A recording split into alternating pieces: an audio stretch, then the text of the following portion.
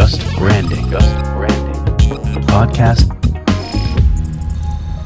Hello and welcome to Just Branding. Today we're thrilled to be joined by Mark Pollard, a name that is synonymous with modern strategy and creative thinking.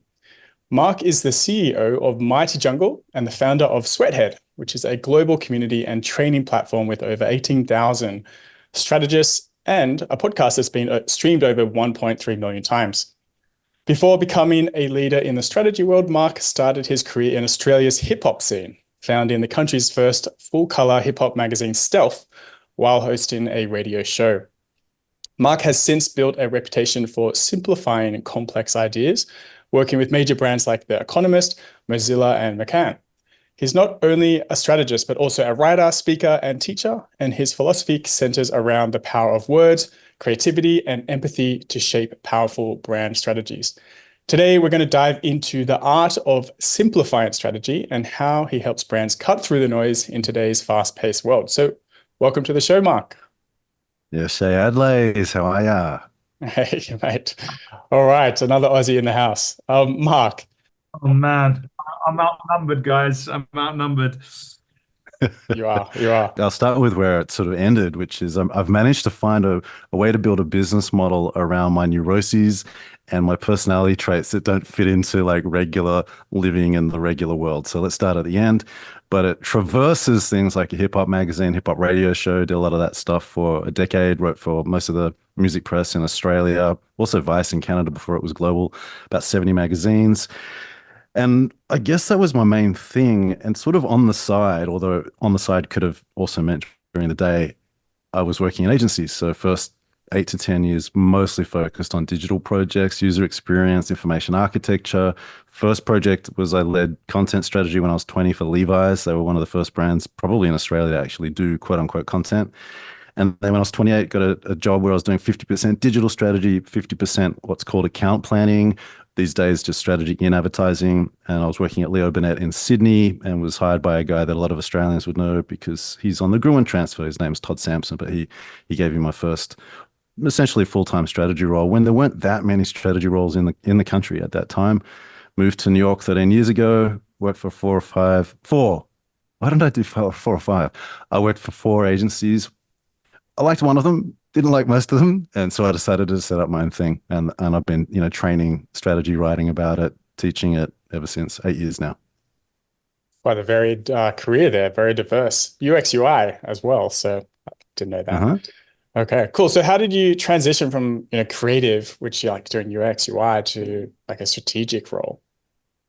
Well, I think that user experience is creative, but I actually see it as a strategic role. So in my dream agency, which I was never able to create and I never tried to set up my own one, I would have anybody that focuses on what people do in the strategy department. So that would include user experience, that would include research and insights, that would include account planning, quantitative, qualitative research. That would all be together because it's essentially just trying to understand people's behavior. UXI wasn't a thing until recently, and there was a little flirtation with like customer service design as well, where all the user experience people wanted to be taken more seriously, so they started to call themselves customer service designers. And then there was a fight in larger agencies that I was around, where chief creative officers and senior creative people wanted more people in their departments from different backgrounds to sort of secure their empires, but most of them didn't get user experience, let alone designing for user experience. So for me, user experience and understanding like search behavior, or even understanding like what links people are clicking on email blasts in the 1990s was really interesting. I love the internet because it was instant. There were no gatekeepers. If you wanted to put something into the world, you could. If you wanted to reach out to people, you could. And so that's really what got me into it. And then I guess the strategy role became a little bit more prominent when I was in my 20s. In Sydney, I don't think there would have been more than 100 strategists. I'd say a lot fewer than 100. And I just realized that, well, first of all, at that time also, there weren't many full-time UX or UXI or UI roles at all, right? I was a producer, but 60 to 70% of my day, including midnight on Saturday night, I'm like 250-second page into a functional specification for an Audi online training program. So the producer did a lot more stuff than they tend to do now. Where often they're amazing producers, but also there's a lot of paper pushing going on right now, sort of masquerading as a career. But these things they were different back when I was coming up. And I just decided that I wanted to do full-time strategy. It was my favorite part of the job, and was able to get a couple of offers, including one at the Obernet, which I took. Okay. So what's your definition of strategy then? Everyone has their own version of it. Yeah, I mean, so I wrote a book called Strategy is Your Words, and I talk about how strategy to me, in a very general, very secular way, is an informed opinion about how to win. You need information. If you only have information, you're reporting, which is fine, but don't call it strategy. But you also need opinion and need a strong argument. And I think that's the case whether you're designing with strategy in mind, doing UX, or doing what I have grown up doing, account planning. You need a strong argument as well. And typically it's about increasing your chances to succeed. So that's my secular definition of the word. Has your view on strategy changed over the years?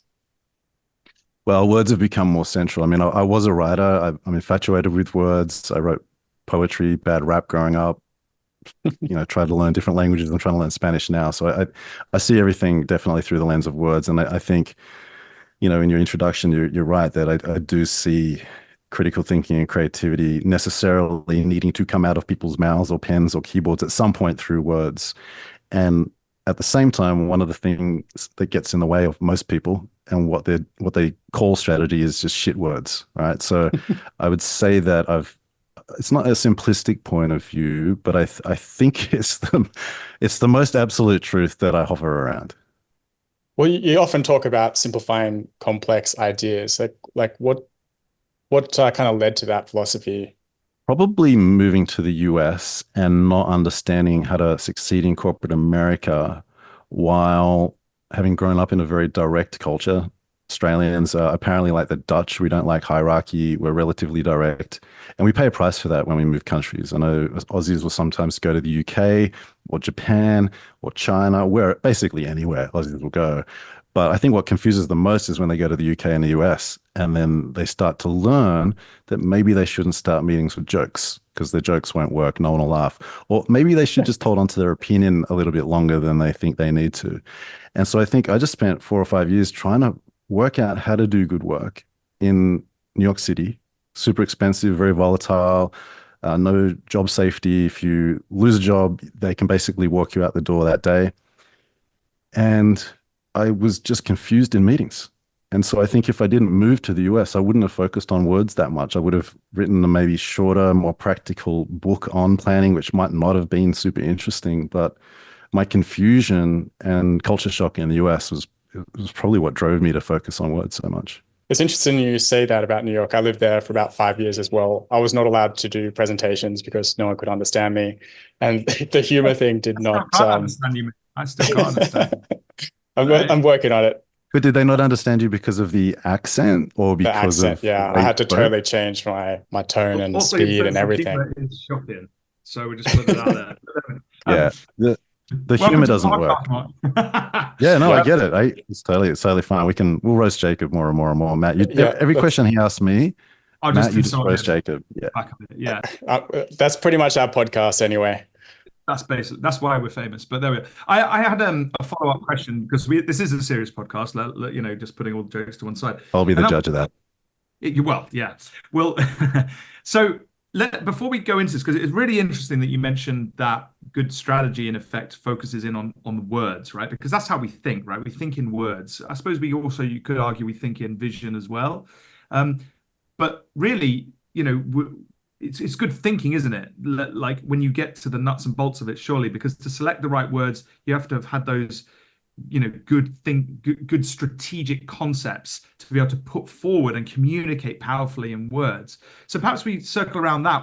What is strategy to you? And therefore, what is good strategy? You mentioned about winning. So what do we mean by that? And how do you frame that? Yeah. So there's also like this categorization that I've come across. I don't know who coined it, if anybody's actually coined it, about how ideas emerge.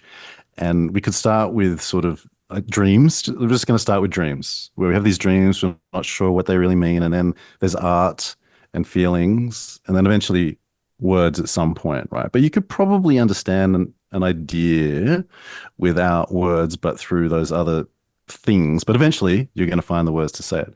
So as far as what strategy is, we kind of need to situate strategy within a topic.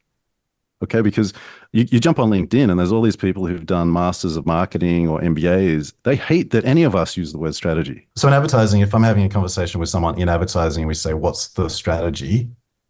That question is not going to mean the same thing everywhere. But for me, what it means is we're trying to find an organizing idea in a piece of communication that will also come to life in other channels in slightly different ways. Okay, so if you think about Coca-Cola, they've talked about joy a lot.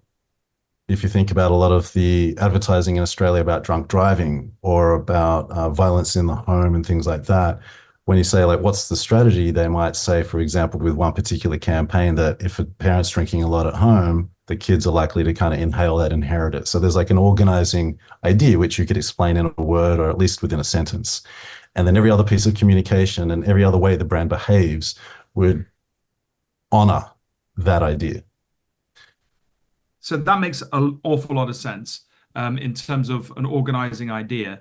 But you also mentioned about winning. So yeah, what did you mean by winning? Is it the intent behind the brand? You know, the concept that will help the brand further its cause. Is that what we're talking about? Yeah, like to be reductive, typically with strategy, you're going to have a goal to achieve. Otherwise, what are you doing? You don't need to do any strategy. Just chill, take some time off, go do some deadlifts, some squats, get a few extra leg days in. Totally cool. But you're going to need a goal, and the goal is typically going to be about you winning, literally, figuratively, whatever you're trying to win at. You're going to need an audience. Typically, I'm going to look for a problem that we're trying to solve, largely about how the audience perceives the brand. You get to a strategy, which is an organizing idea, and then you have maybe 3 to 5 key buckets of tactics, probably 3 buckets of tactics, and that is basically your operating system. And now you can break this down into how people are ideas and how people are strategies. I talk a lot about an Italian football player called Andrea Pirlo. His whole thing was about not running. He made the ball run. So you can say that that's his strategy, right? His goal was to win and to be a successful player to earn money, right? But if his strategy is about Pirlo not running, but making the ball run, his tactics bring that to life. So for example, he would play balls from very deep positions, very like long balls from deep positions. He would shoot from a long way away. He would not do mindless dribbling. He would not do mindless running. So an organizing idea and a strategy helps you work out what to do, but it also, most importantly, helps you what to say no to. Well, this kind of taps into storytelling and empathy, right? Which you often talk about as being like central to an effective strategy. So like, why do you think these things are so important for building brands? Well, we remember stories. So when you look at what makes advertising effectiveness and therefore what makes brands effective or branding effective, it's getting the distinctive brand assets into the long-term memory so that when someone's thinking about buying from the category that your product is in, they might think of you, right? And you do that by triggering an emotional reaction. And so it helps to feel empathy for people so that you can communicate to them about what's deep and meaningful to them, but also to be a little bit artistically, creatively sensitive, because beautiful music can also trigger an emotional reaction as much as a joke or as much as a poetic insight about what it means to be alive, right? So you have different levers or levers, I don't even know how to say that anymore, but different levers to pull. And it's largely about the story helping the brand travel into the memory, because information will travel along with that story, but not as much as the feelings connected to the story. They're more powerful. So with that in mind, like, how do you see creativity tying in with that and like strategy as a whole? Like, how do we balance being creative, but keeping things simple and actionable at the same time? Okay, so when it comes to the kind of strategy that I talk about, I see that kind of strategy as creative work. I don't see it as creative department work. However, if someone is a copywriter or art director and designer and they want to do strategy, that's separate, totally. You go for it, right? But if you're working in a traditional advertising structure, as strategic as someone in a creative department might be, and however they might contribute to the strategy, I see the strategist still doing creative work. They're just not coming up with advertising ideas or campaign ideas. So I think it starts there. And then as far as being creative and eventually single-minded, it comes down to words. Like, what can you leave out? With great design, amazing designers who are into minimalism, what can I remove from what I've just done? But they're able to do it in such a profound way that it strikes us as incredible. And it's the same with writing. It's the same with strategy. What can I remove from this? What can I omit from this to make it more single-minded? Because there's a ton of research about how, in advertising at least, single-minded messages are much more memorable than the kinds of communications where you're throwing in like 10 product features and it's over here and there's a person saying something here and another person is like, what is going on? Right. And so I think the creativity comes in seeing the connections between the product and brand as well as people's lives, being single-minded in how you communicate what that connection is. And then you have all the other levers that you can pull: music, art direction, actual art direction, which I think is an increasingly rare skill, and so on.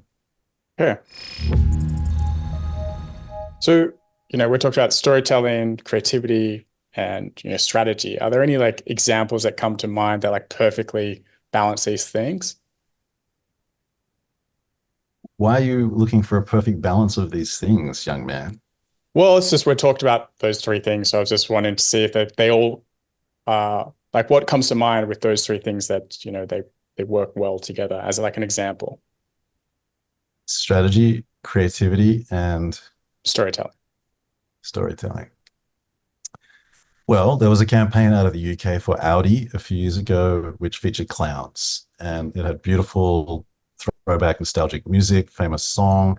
It had beautiful Audi cars driving through streets, and then there were clowns on the road, and the cars were avoiding them. And that was part of Audi's most effective campaign ever. So I think that's a pretty good example of craft, storytelling without using words, and creativity.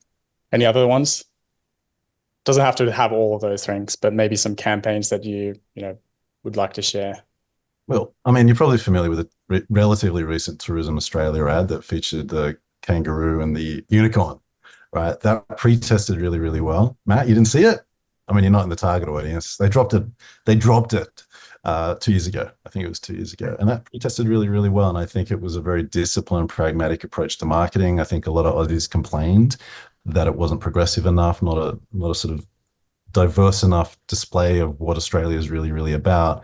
But advertising to a foreign audience, they had all of the places that they needed to have. So that was part of the strategy. What are we going to showcase? So Uluru, food, amazing views. They took Men at Work, Land Down Under, but a remix of it. So they had an old song that would trigger memories in people. And then they had these two characters. And again, the research into what makes advertising and branding effective. Hang on. And again, what makes advertising effective is dialogue is quite powerful for that. Possibly more than monologue, but definitely more than those ads where you see like 10 people saying the same thing. Like, I like branding. I like branding. I like branding. Like, that's not very effective. And so that to me is an example of pragmatic, creative and strategic marketing that knew its audience and kind of had to communicate to its audience in spite of the Australian audience. So I think that's an interesting case study too. Yeah, it was for the US audience, right? That was who they were targeting. Yeah, I mean, it's global. So that went out into China. They did some pretty big activations in China from memory, but it was global. They launched it in New York. I got to go to the launch, which was quite surreal, being in a room of largely Australians in Brooklyn. But it was a cool night. Well, I'm curious because you're an Aussie that's lived in New York. Like, how did you find the ad?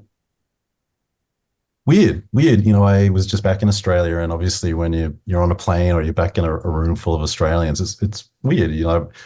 Like, I know my accent. I'm a little bit self-conscious of my accent in some parts of the world, but I think I've worked my way through that 13 years in the US. There are some words that I modify, like when I say water, I hate hearing myself say water. Water. Like, what? Like, Water. oh, water. Yeah. Yeah, and even my name, Mark, the way I pronounce it, no one hears it the first time. They like say it back to me as if it's some exotic name. And I'm like, no, Mark.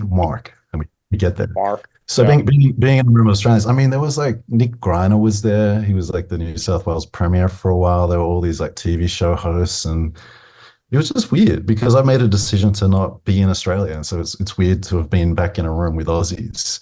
in a way where it was cool. It was a touristic moment for me. Yeah, it's a very long ad for people who haven't seen it. It's like I think it was 3 minutes maybe just from memory. It was quite Well, long the launch video, yeah, the launch video was, but they had different versions of the versions. of it, right? And I think when people are criticizing or discussing advertising online, sometimes they'll focus on something that's a minute or 3 minutes, and that's probably not the format of the ad or format of the campaign that most people are going to see. It's just the stuff that sends a ripple through the advertising and marketing industries. All right, well let's talk about simplification. That's the title of this episode, and I know you often talk about this, like simplifying strategy. So, do you want to walk us through your process for strategy? I have a variety of techniques that I've borrowed, developed, built on, and a framework that I tend to use is called the 4 points. It's something that I developed a few years ago and wrote a book around. But I'll just take you through an actual example from a Spanish brand, La Casera, that I worked on a few days ago. It's a hypothetical example. So if I didn't have a lot of time, obviously I need to understand a little bit about the brand and the product. These days, I don't feel like I need to understand a lot. I think when I was younger, I would have spent a lot of time digging into what the product is, how it works, and that's valuable work. But as I get older, I'm really looking for connections, and I feel like I do have quite a lot of life experience and strategy experience to draw on that helps me focus relatively quickly. So I was working on a hypothetical project or a hypothetical strategy with a strategist called Claudia Nunez from Spain the other day, and we were working on this drink called La Casera, which is basically like sparkling water, I guess, like sparkling water. It's an old brand. It's not as cool anymore. And in Spain, people use it to dilute beer and red wine in summer. But we were talking about like how to make it a little bit cooler. And so where I'll start if I don't have a lot of time is I just want to list problems. Now, there are lots of different kinds of problem. I would define the word problem when I'm working this way as an obstacle or a barrier that's in the way of someone buying something or doing something. Okay, so for this brand, we wrote down things like, it's what grandparents used to drink. It's not tasty enough. People don't know how to drink it. People don't know how to serve it. There are other better, newer options. It's not available in many places. It's more for mixing with other drinks. So that language is okay. What you will notice is we're not using any marketing language. We're not using language like low awareness, low relevance, low saliency, low preference, low intent, low consideration, all that sort of stuff. That's not that useful to me these days. I understand if a marketer is getting bonused based on how people respond to surveys and awareness and consideration, etc. But when we're doing this kind of work, I don't find thinking through those things very interesting. I'm really looking for what people are saying in research on Reddit and consumer reviews about why they didn't buy a thing, or maybe why they did buy a thing, okay? So step one, list the problems. And then what we did is we just took one of the problems that we thought was one of the main ones, and we did the 5 whys. We just dug into the problem, and it went like this. People don't know how to drink La Casera, which seems like a bit of a weird problem, but this is the problem that I heard. Why? Grandparents didn't pass on the knowledge. Why? Their kids didn't want the knowledge. Why? Their kids wanted to break from the past. Why? Spain's past was dark. So, they had dictatorship and all kinds of problems in Spain for a very, very long time, which we often forget, where we see the amazing photos of friends in Spain in summers. Okay, so step one, we list the problem. Step two, we dig into the problem. We ask why. Now, as we go through this, we might use the last problem. We might continue asking why, but eventually we're going to grab a problem that, to me, I could imagine on the first slide and being a real hook in a presentation. I need evidence. I need to be able to not prove that this is the problem, but I need evidence to support my argument or our argument that this is the problem we need to solve. Okay, that's where it starts. And then from there, I just very quickly wrote up a 4 points because a couple of things came to mind. The 4 points itself involves 4 things: problem, insight, advantage, strategy. The problem, that's the obstacle or the barrier in the way of someone from buying something. Insight is an unspoken human truth that sheds new light on the problem. And I'll give you the examples for La Casera in a second. Advantage is about the brand. So that's essentially asking what's unique and motivating about the brand to people. Even though there's a lot of research these days that talks about how differentiation, as in how you are unique, doesn't matter as much as a lot of us were taught growing up. We can talk about that if you want. It's a rabbit hole and we might not come out of it. And then strategy, what I'm looking for, there's a strategy statement, typically in the form of show that X is Y, where the strategy here is a new way of seeing a brand based on all of that. So the strategy solves the problem by putting the insight and advantage together. 4 sentences. Problem: La Casera is from a dark time. So we've switched from people aren't drinking it that often to, well, it's because it's from a dark time. So we're trying to solve more of a root cause. Insight: this is a bit light, but it makes sense. In dark times, it's the simple things that get you from day to day. Now, if I had to argue for that, I've read the book Viktor Frankl's Man's Search for Meaning, psychologist who actually spent time in concentration camps, talks about how meaning helps people get from day to day. Advantage: La Casera was a little bit of light that got Spain through a dark period. So apparently it was often on everybody's tables. It was that common back in the day. So a little bit of light that got Spain through a dark period. We're riffing on light and dark period. Not amazing, but it felt interesting, so I kept it. Strategy will show that La Casera is a little bit of light to get you through dark periods. And so regardless of branding and what we could design from this, I could see a campaign, which would be pretty counterintuitive for a big brand like this. I could see a campaign where we're trying to get La Casera into scenarios, let's say it's in a video or in some kind of ad,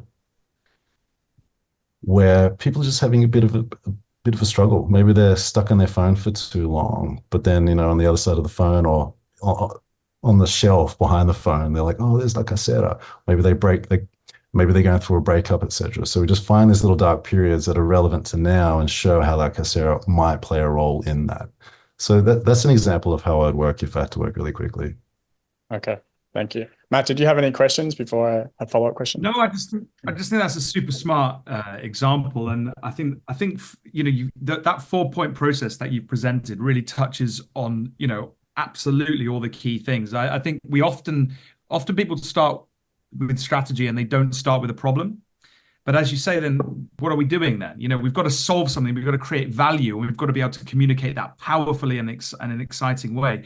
So I think those first 2 points on the problem and then the human insult, absolutely brilliant to set the scene. And then the advantage when you go into that's really where you bring the value to light, almost that uniqueness. And let's not go down that rabbit hole. We've been down there a few times, me and Jacob, with some guests in the past. But yeah, that's where you basically put a spotlight, it seems to me, on the value.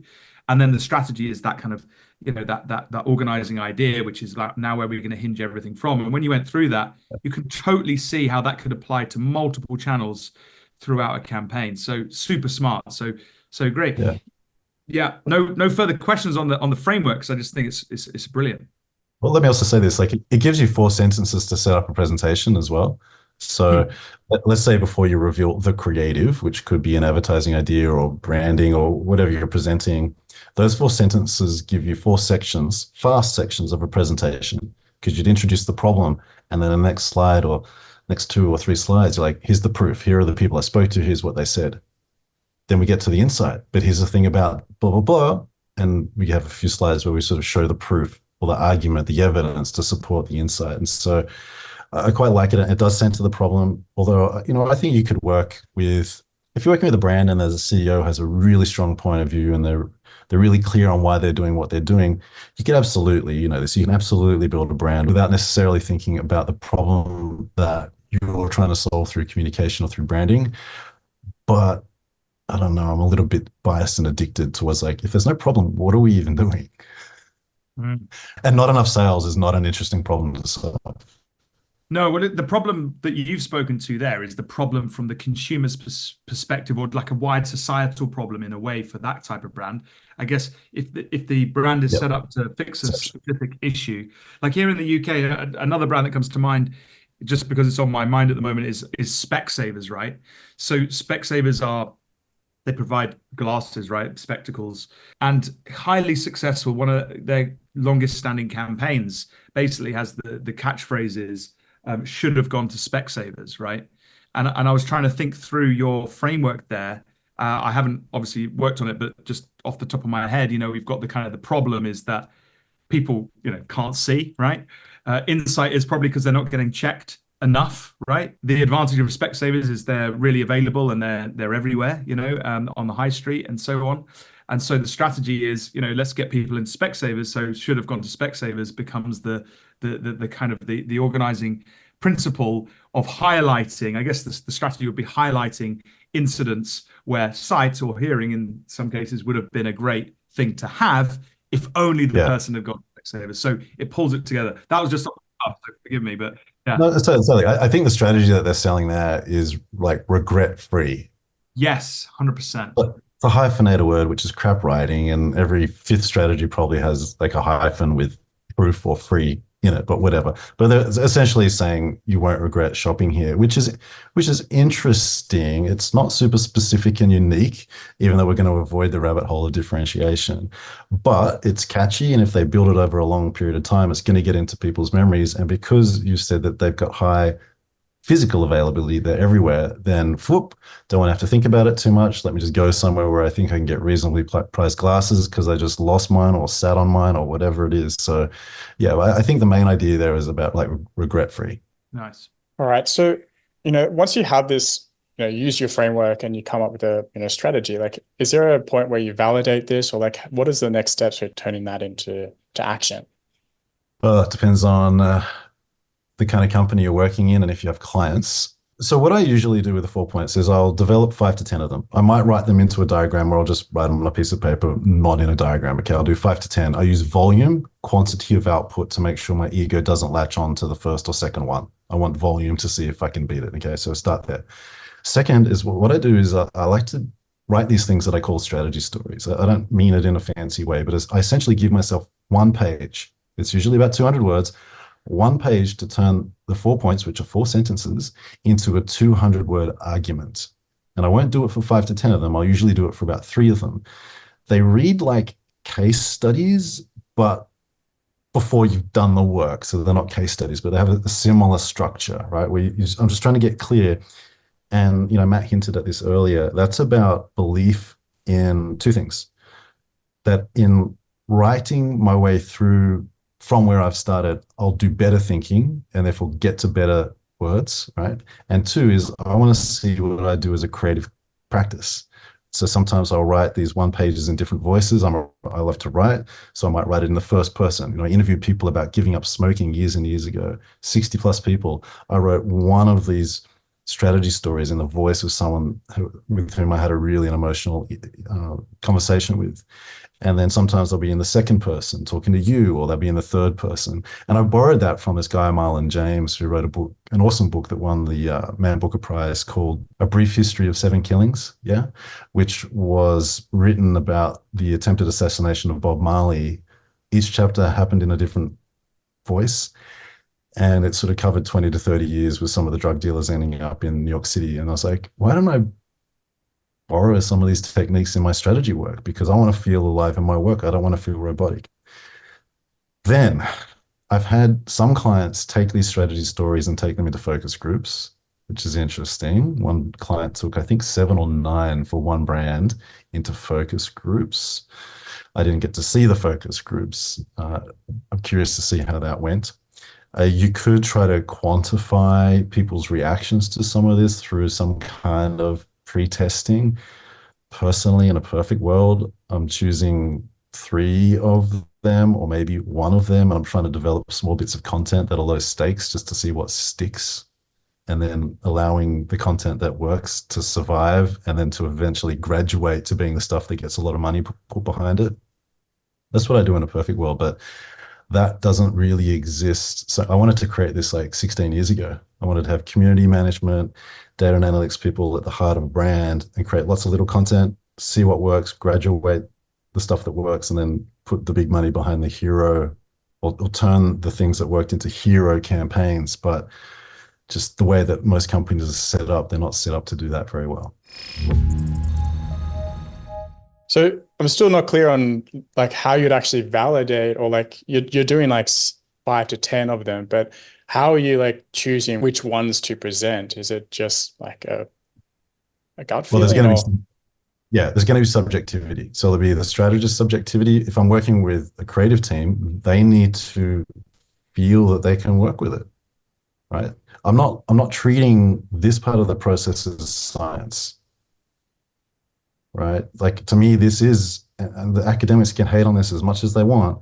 To me, this is like stand-up comedy, although not funny. It is like stand-up comedy, or it's like writing a song or a poem where you have to get in front of people and see how they react. And getting in front of them means getting it in front of them in a live environment. So stand-up comedians, you know this, they'll write bits, they'll test those bits in very small clubs, maybe 100 times, 200 times, and then eventually the best bits survive and make it onto the stage in a big stadium or onto a Netflix special.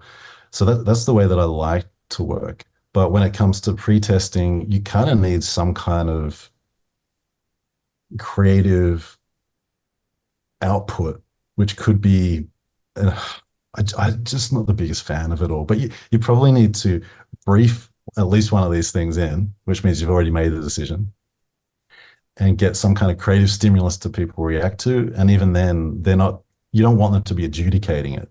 You know, like that works, that doesn't work. It's about how can we improve it. But I think that messy bit around which strategy to choose, I got a little bit sick of the pedantic discussions around that in agency world. So I kind of was just sick of it because it didn't lead to better thinking or better work. It just led to more meetings. So I don't really have a good answer for any of that. There are ways you can do like pseudo research if you wanted to. You could test different sentences in a survey if you needed to quantify some of it. But one of the problems that I've seen a lot of, I don't know if you've experienced this, but is the rise of the product marketer.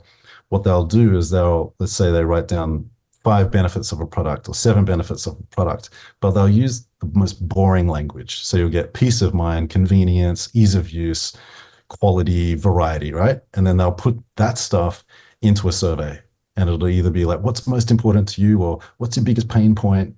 And then it's like, oh, wow, 75% of people want peace of mind. And then that becomes the brief. That's a shit brief, right? Because they're using crap to start with. So crap in, crap out. Did I distract you from the lack of answer? It is a tricky one, like bridging that gap. It's always a challenge. So I'm curious just to go a little bit deeper. Like, would you choose one or two, like you'd present to the creative team, or like after all your years of experience, like with all the meetings and everything, like what do you do now? Yeah, so I wouldn't want to be surprising a creative team. However, a lot of creative teams are not set up to receive strategy well. It just depends on where you're at. If you're in an agency, first of all, if you're in an agency that appreciates strategists, that's very different from being in an in-house team that has no idea why there are strategists there, but also copywriters and designers who are not conceptual.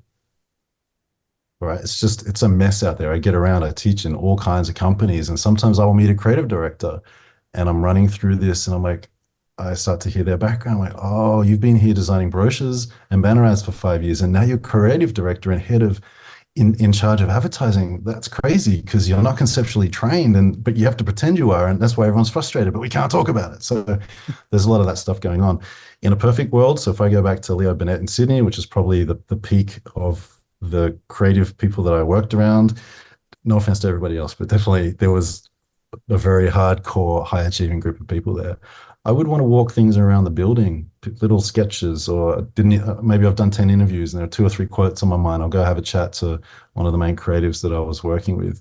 That's really hard in environments that are really hierarchical. So that was really hard in the US. People love their freaking offices in New York. There's just so much arrogance. When I first moved over there, I was like, how am I supposed to talk to anybody? Because they don't like strategy. They don't like strategists. They don't get it. They haven't worked with a lot of us who've done this kind of work in the way that Sydney and London and a few other places have more of a center of gravity around this. But typically, I'm informal, show a few sketches. I want to get people's reactions. If they give me words back that are better and more useful than what I've come up with, I'll use their words. I'm happy to channel people. That's not me losing. All right. Thank you for sharing that. Can I just come in here? Because I think that approach, that informal approach, is really, helpful to share with everybody, because that's the kind of behind the scenes stuff that people don't really see. You can see a polished kind of end campaign or a polished end positioning for a brand, but what people don't see is the hardest thing sometimes is get that over the line, get that approved, get that out there into the market.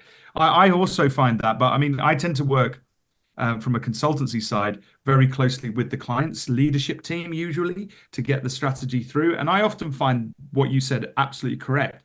Like sharing little tidbits along the way, informally, WhatsApp, ping, what do you think of this kind of thing, just helps grease the wheels so that when you go to the official kind of presentation where we say, right, everybody, we're just gonna look at now where we got to in terms of positioning, and then putting that through is a lot easier at that point. So that informal approach I also deploy to, hopefully, to everybody's benefit, because as you say, otherwise you go round and round. Everyone wants data and stuff, and ultimately we are talking sometimes about creative gut decision. And sometimes, yeah, you can correct course, but you have to take a step into the unknown sometimes, obviously based on your best guess, but that's what it is. That's the game we're in, and we live and die by that. And hopefully we live.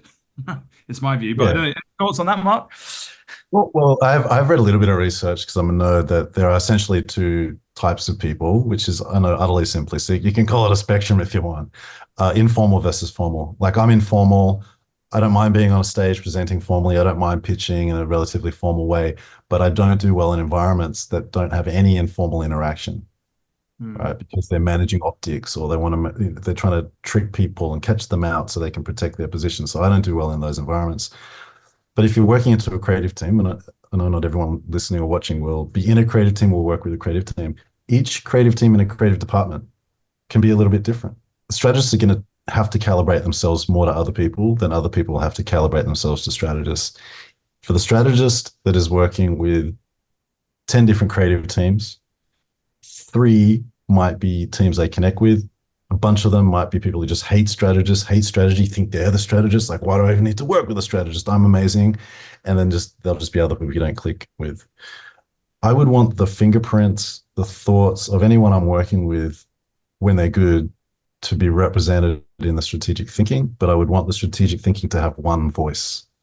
I would not want to write a strategy document or a strategy presentation by committee with multiple voices, people second guessing the lead strategist. Documents need a strong singular voice, even as they try to honor people's input. All right. So we'll take a little bit of a turn here, and I'd like to talk a little bit about maybe challenges facing strategists and like mistakes that you often see. Like, what do you think are the biggest challenges for strategists today? Well, I know what they are because I talk to strategists all the time. The number one that people talk about, and according to our surveys, is they don't feel that clients confident enough to do interesting work. So they sense that there's a lot of fear out there. That's like one of the biggest challenges that strategists are talking about right now. Okay. And what else? That they don't have enough time to do their work, and connected that they have too much work. So in some markets around the world, especially India, Southeast Asia, 60 hours, 80 hours a week, just people just working every day and feeling burnt out. Another one is like people are struggling to get into the industry. There's a lot of people who are interested in getting into the industry. It's not as glamorous and fancy as maybe it was at one point, but there are roles in more companies than ever before. There are probably fewer roles right now compared to a couple of years ago. And then on the other end of that, people nervous about being pushed out because of age, and then people either wanting to get out or having been pushed out, not sure what to do next. So there's sort of some of the big issues that I hear about quite a lot. So what are you telling these people? How are you helping them with that? If you're attracting clients that don't want to do interesting work, then step one is try not to attract those clients. How? 2 thoughts come to mind. One is put interesting work, including stuff you're thinking about, but creative work, out into the marketplace. Don't put so much mediocre work out. And then in any initial meetings, test the client for how connected to the style, the taste of work that you'd like to do that they would be. Even if you admit that you've got to make stuff that's specific for the brand, you want to test them a little bit in those early interactions to see like if it's real. And that's stuff that, people do in all relationships. Like, they test each other to see if we're aligned.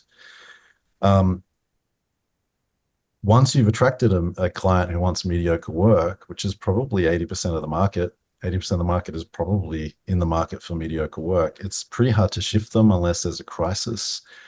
unless you do something on the side, which I believe is how stuff like the Old Spice guy and maybe even the Like a Girl campaign happened. Some people got a bit of money together on the side. I think it's true for both of them. It might not be, but a little bit of investment money, 10 grand here, 20 grand there. Let's just make a little thing and see what happens.